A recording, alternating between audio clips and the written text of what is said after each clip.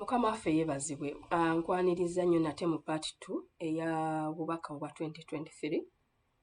Bw'oba tewandabye mu vidiyo eyasoose nkwaniriza nnyo. Bw'oba wandabye mu vidiyo eyasoose nga eno yeeyokubiri gy'olaba ng'oli ku part B, nkwebaza nnyo olw'okungoberera n'okugoberera message Mukama zampisaamu nzaani. Amiina. Kale kaakati ngenda kwogera ku Uganda. Uganda ngenda kwogera ku economy okusinga ne politics. Amiina. Ngenda kwogera ku politics, ngenda kwogera ku economy, then ku church ngenda kwogera ku bintu ebibiri Mukama bye yaŋŋambye okwogera eri ekkanisa. Amiina. Nze njogera bye mbikulidda, bye sibikulidda bimu sibimanyi. Amiina. Kale. So, there's going to be more economic hardship. So, ekintu kino eky'economy tekinnaba kugwa. Nga bwe nayogedde mu vidiyo eyasoose. Era ne mu vidiyo gye nakoma okwogera nga ngamba nti business zigenda kubwa, like emirimu gigenda kubwa n'ebirala. Mukama yali tasaaga, is very serious. Era nsuubira abamu ku mmwe mutandise okubirabako. Naye Mukama yatusuubiza n'atugamba ngenda kubalabirira. Ngenda kubalabirira temutya. Bigenda kubeerawo naye tebigenda kubayinza. Isaaya agamba nti ne bw'onooyita mu mazzi amangi tegajja kukutwala. Ne bw'onooyita mu muliro nja kubeera naawe. Amiina. Kale. So, economy bikyali bizibu. Amiina. So, kitegeeza ogenda kweyongera okukwata bulungi ssente. Kwata bulungi ssente z'ofunyeewo. Mukama aba akuwadde omukisa gukwate bulungi. Amiina. Ate oluusi Katonda akuwa ekyengera. Lwaki akuwa ekyengera? Osobole okutereka. Ebiwuka bannaye abantu ebiwuka oluusi bitusinga. Ekiwuka kimanya nti ekiseera kigenda tuuka nga tewali byakulya ne kyeterekera. Amiina. Naye abaana b'abantu essente tuzirya kivubi. You get money and you get excited and you forget their hard times. Amiina. Ennaku ezo nnina mukwano gwange nagambye nti bannaye buli omu ku ffe Mukama amuwa essaawa 24 mu lunaku. Buli omu batuwa essaawa 24. Buli omu ku ffe tewali gwe bayongezaamu, tewali gwe baseera. Amiina. Essaawa ezo zikozese bulungi. Ze sigenda kwata maanyi gange gentaddemu ssente zenkoze mu budde bwe nkozesezza obulungi. Ate nze nzikuwe nga naawe wabadde n'obudde bwe bumu. Mukama yeebazibwa. Okuyamba kulungi naye okuyamba tekuli sustainable. Amiina. Okuyamba omuntu wa kuyamba aba just akutaasaako butaasa mu kaseera ako. Abantu tebagenda kubeerawo okukutaasa buli kaseera. N'olw'ensonga eyo mu kusaba Katonda akwongera amagezi osobole okukwata obulungi byakuwadde kubanga bagenda nabbikubuuza. Amiina. So, economically ebintu tebinnaba kutereera era tebigenda kutereera throughout 2023. Kali politics. Omwezi guno gwennyini ng'ennaku z'omwezi 2. Omwezi ogw'Okuminebiri 2022. G'amazima nze nali sikyasabira politics wa Uganda because nali ntunulidde nnyo economy. So I was shocked Mukama we yaleeta information yeno. So, namagambye ebintu ebimu ngenda kubisabika. So, amannya sigenda kubawa mannya. Naye njagala just mumanye kiki ekigenda okujja. Some people are expecting some things. So, njagala ebimu bye nsobodde okutegeera mbi clearing. Kale. Nabadde ntambula neeraba nga ntambula ku luguudo lwe bayita Beni Kiwanuka. Abamanyi Kampala mugimanyi. Awo Beni Kiwanuka wasalizaamu wakwataganira ne Namirembe Road. Nze we neeraba nga ntambula.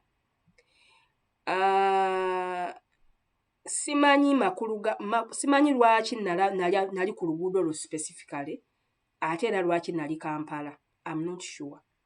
Kyemmanyi kyendowooza nti Kampala kibuga kya Uganda ekikulu. It's the political capital, it's the economic capital. So kirayika kiteeka okuba nga kirina very big significance. Ensonga lwaki nalaba street eyo I am not sure. Saagala nkulimbe. Amiina. Nasisinkana mba ntambula. Nalaba nga nina omuntu gwe nnoonya. Era omuntu oyo yali ku street eyo. Namusisinkana yali omukulembeze w'ekimu ku bibiina by'obufuzi mu Uganda.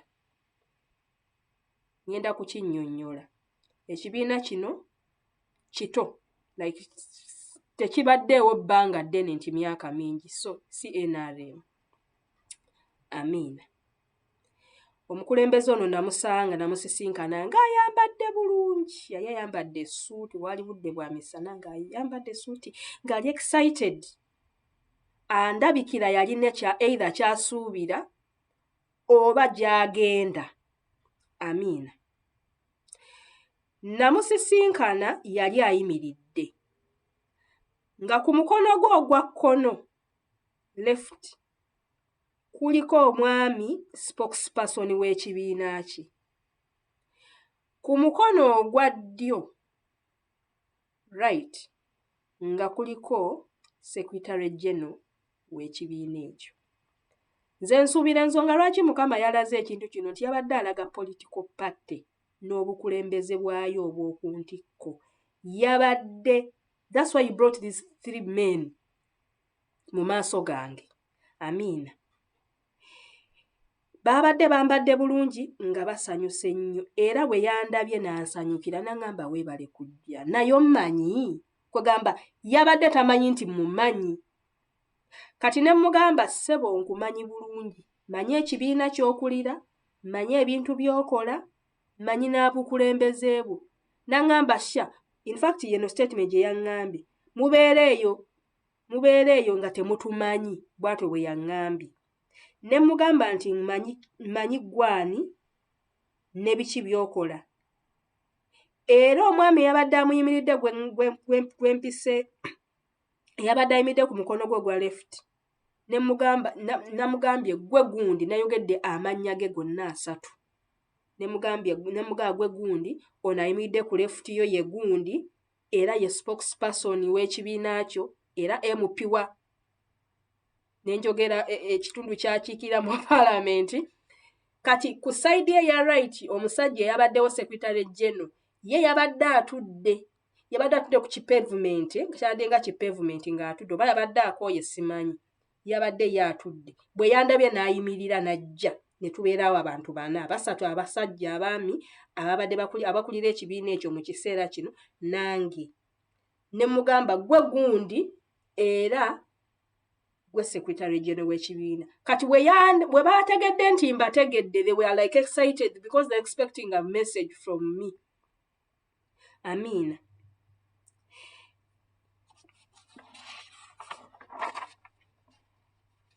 Era ne mbawa obubaka bwe nabadde nabo. Nze nabadde neetisse obubaka okuva ewa Mukama waffe bwe yaŋŋambye mbagambe. Amiina. Simanyi lwaki nadde nina basisinkana mu kiseera ekyo. Simanyi lwaki nadde nina basisinkana mu kifo ekyo kwegamba. Naye nze ekyannyambye nabasisinkanye bonna nga bwe bali in the same place, bonna abasajja 3. I think the key decision makers perhaps. Era kino kye nabagambye, this was the message Mukama gye yampadde mbawe. Mu kwolesebwa kwe nabaddemu. Mukama amanyi dedication yammwe. Kwegamba Mukama yabadde alaba okwewaayo kwabwe ku nsonga za Uganda. God was aware of their dedication. This is a message I gave them. God is aware of your dedication and what you've given up for your nation. Amin. Kwegamba Katonda, basically Mukama ndowooza yabadde alaga nti amanyi abantu abagezaako okukola enkyukakyuka mu Uganda ku lw'obulungi oba bo be balowooza nti bulungi. God was basically yadde abalaga nti he's aware of whatever is going on. He's not distanced from whatever is happening in the nation. I mean, however, according to the timetable of God, it was not yet time to lead Uganda. Nti okusinziira ku nteekateeka ya Katonda mu kiseera ekyo obudde bw'okutwala obukulembeze bwa Uganda bwabadde tebunnatuuka. Oba ntegeerekese, bino sibyogera kubanga mpagira oba siwagira. Njogera kye nalabye, njogera kye nawulidde. Tewali nsonga lwaki nnyinza okulimba. Amiina. However, according to his timetable, it was not yet time to lead Uganda. Babadde so disappointed. Era nabalabye bonna nga wolaba omuntu ng'abadde excited, bw'omuwa message n'akola bwe batyo bwe babadde. Kino kyensuubira. This is just my suspicion. Ng'omuntu kino Mwoyo Omutukuvu si yakiŋŋambye kye ŋŋenda okwogera, but this is what I suspect. Okusinziira ku message Mukama waffe gye yatuwa ekwatagana ku Uganda, n'atugamba nti mundeke zigenda kusootinga ensonga za Uganda, mundeke mumpe obudde munneesige, ngenda kubaleetera obukulembeze bwe mudiservinga obuli ku mutima gwange nze Mukama wammwe eyabatonda nannyini ggulu n'ensi. Temugezaako kuyingizaawo mukulembeze mmwe gwe mwagala kubanga ajja baleetera obuyinike. Ayinza okuba nga naye ali well intentions ze nga nnungi nga nammwe intentions zammwe nnungi, naye mundeke nze mbalondera omukulembeze. Amiina. My suspicion is nti Mukama ayagala kuleetawo nkyukakyuka mu bukulembeze top, naye ayagala akikole mu kiseera ekituufu, and he wants it to be bloodless. Tayagala kuyiwa musaayi. Oba ntegeerekese. This is just my suspicion. Perhaps that is why akyatwala obudde ataika kuba alina ebintu byakola mu background febe tutamanyi ng'abaana b'abantu. Oba tukitegedde. So omwaka 2023 mugira mubeera n'obukulembeze bwe muli nabwo. Obudde bw'enkyukakyuka bujja kujja. Simanyi ddi. Naye kusinziira ku timetable ya Mukama agamba musooke mukole ki? Obudde tebunnatuuka. Nkyalina byenkolako. Ndowooza kitegeerekese. So nze ng'omuntu, I don't know how long this is going to take. Ekyo nkimaliriza. Ndowooza kiri kiriya. Kati nzize ku kkanisa. Mukama yatusuubiza agenda kutukweka mu mbeera zino ez'ekonomi na biki byonna ebyo byonna mbyogedde. Ne ku groups ez'okusaba ebyoto byembeerako mbibagamba. Now, there is a special place our Father and Master has set apart for us to hide. Okusinziira mu kulaba kwe nalaba wiiki ewedde, wiiki eri, nalabanga waliwo entalo omulaba agenda kulwana. Omulaba agenda kulwana, agenda kukozesa ekonomi n'ebintu ebirala byonna embeera nnyingi z'agenda okukozesa, naye Mukama akyatukweka. Nze mu kulaba okwange nalabanga waliwo ekifo nga wobeera mu nnyumba ng'ogimanyi wagiraba nga bagizimba, naye natuuka mu kiseera nga I was troubled nga nnina omulaba ngoba nga tewali kifo we nnyinza kwekweka. Nempeebwa amagezi nempeebwa okutegeera nti waliwo ekifo ekyekyama kitange yekka kye yazimba kye yantegekera nze nga nina kikozesa mu kiseera kino eky'okuyigganyizibwa eba ekyokunyigirizibwa. Era natambula nga followinga directions nenyambuka mu kifo ekyo kyali waggulu mu kalina nga wonogamba kalina. It was so hidden nga n'ababeera mu nnyumba eyo tebamanyi nti gye kiri. Oba kitegeerekese. That is how secret that place is. Amiina. Ngenda okukiyingiramu ekisooka nasanga oluggi luggule. Meaning the door is already open. Ekifo oluggi olukuyingiza mu kifo ekyekusifu Mukama yaluggudde. Eggulu already lyeggule eriggwa okujja ne weekweka mu Katonda mu kiseera kino osobole okuwona embeera eno. Oba ntegeerekese. Era nze mu kutuuka I just slid the door nennyingira nga buli kimu kye nali neetaaze bwekiri. Nga sirina I had no need okukkirira okugamba okukkirira downstairs oba okugenda ebweru ofuna ekintu kyonna kuba buli kimu kye nali neetaaga down to the smallest detail kyalimu. Ekyokubiri, ekifo ekyo ng'oggyeko nti kyalimu bye neetaaga kyali kyekusifu. Era nzijukira omulabe yajja nnoonya n'abuuza aliwa ne bagaa tetunnamulabako nga nabo era ddala tebannandaba kuba n'okuyingira nze tebandaba nga nnyingira. Amiina. Nga nze mbalaba nga mbawulira naye nga bo tebandaba nga tebampulira.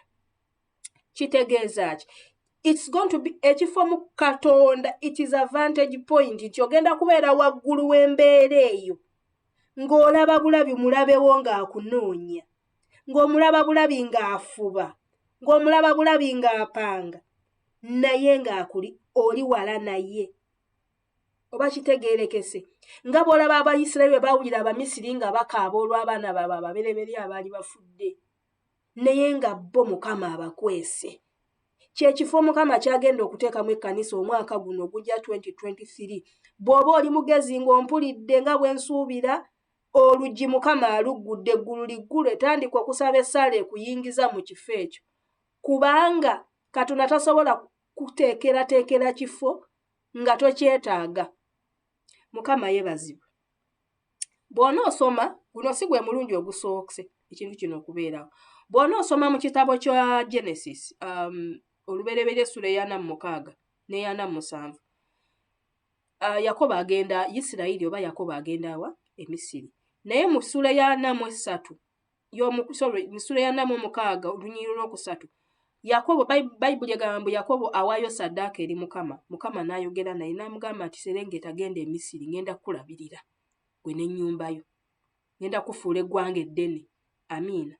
Bw'osoma mu kitabo ky'Abassekabaka ekisooka essula ya 17 olunyiriri olw'omwenda, mu kiseera ky'enjala Mukama yagamba Eriya, genda ewa nnamwandu, ngenda kukuliisa.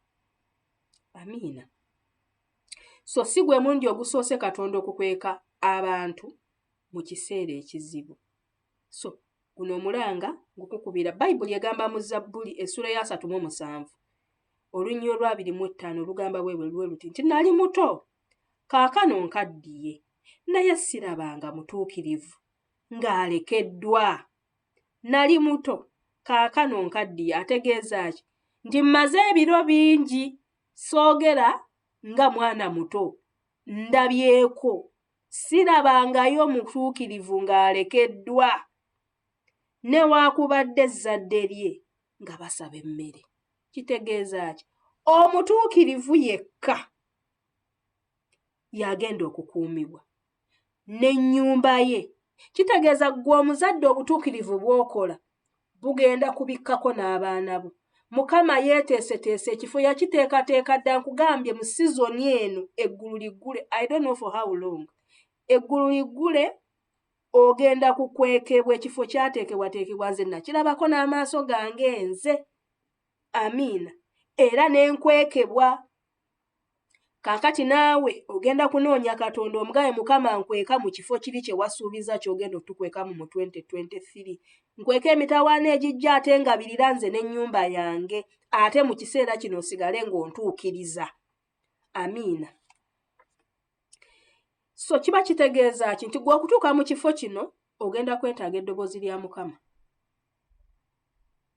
Amiina. Ogenda kwetaaga eddoboozi lya Mukama. Message eno ejjidde mu phases. Message eno gye njogerako ey'ekkanisa ejjidde mu phases. Nina ebintu bye nalaba emirundi ena nga Mukama ndaga nga ntambula, ng'abantu batambula mu kkubo. Naye kkubo lino buli muntu eyatambulanga mu kkubo eddene nga tatuuka gy'alaga.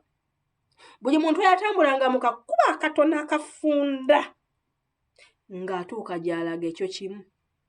Ekyokubiri, abantu bano abaabeeranga mu makubo amanene bwe baagezangako okukoppa bano abayimira mu kakubo akatono nga tebayinza lwaki, bajjanga n'agamotoka gaabwe aganene ne gapikipiki aganene nga tegasobola kuyita ku luguudo buno, obuguudo olanga akaguudo buno obuguudo obutini obuyitamu abantu ab'ebigere. Era ebifo ebimu nga biri very treacherous nga emmotoka tesobola kuyitawo, either waliwo enkongo, waliwo amanyo, waliwo olutindo, waliwo something, emmotoka ejja kujaminga, tejja kweyongerayo, ne piki nga ziremererwa. Kitegeeza ki?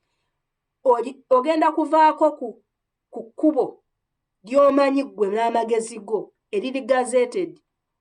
Mukama agenda kukubira oluwenda, agenda kukubira akakubo, agenda creatinga ekkubo eddala erigenda okuyingiza gy'olina okugenda.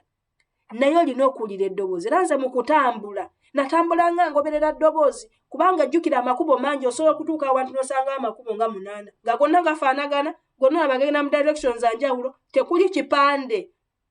Amina. Bino eby'omwoyo oluusi tekubeerako bipande. Olina kuwuliza eddoboozi. Bayibuli egamba, Yokaana agamba ati Yesu ayogera n'agamba endiga zange zimanyi eddoboozi lyange.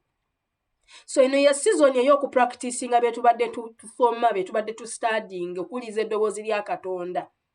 Nti ne bw'onoofuna omusaala buuza Mukama ngukozesa ki eddoboozi, kubanga kyangu nnyo okukozesa ku kintu ekitagenda kuviiramu kintu kirungi. Kyangu nnyo okuzoonoona. Oba ntegeerekese. So ogenda kukwata akakuba akato, ogenda kuvaako ku bintu by'obadde olowooza. Tugenda kuvaako ku conventional things. Mukama tagenda kutugabira ng'akozesa enkola eza bulijjo. Kubanga n'embeera gye tulimu si ya bulijjo. Ne Katonda waffe si wa bulijjo. Mukama agenda tuyingiza mu logiki y'eggulu. Naye tulina okuba nga tuwulira ate nga tugonda. Amiina. Nze okusinziira ku ngeri gye nalaba. Ekisookedda ne nina sooka okunyweza obuguwa bw'engatto zange.